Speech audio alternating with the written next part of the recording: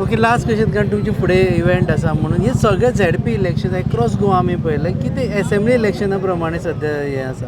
So what is your reading in two दीस की अशें जालां कित्याक की असेंब्ली इलेक्शनाक जितलें नेट आसता, जितलें एन्थुजियाजम आसता, जितले रायवलरी आसता, ती सद्या झेडपी इलेक्शनाक कशी जाल्या. हांव एकूच म्हणपी की for Bharatiya Janata Party every day is meeting the people. आमी इलेक्शना वेळार लोकांक मेळपाक वचनात.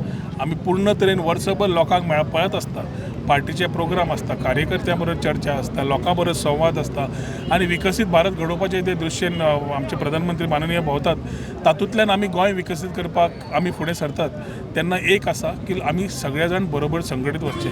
इलेक्शन जेन्ना येता लोक प्रेम दाखयतात, लोक विश्वास दाखयतात आनी ते लोकप्रतिनिधी जे काम करतात ताची एक पावती आसता.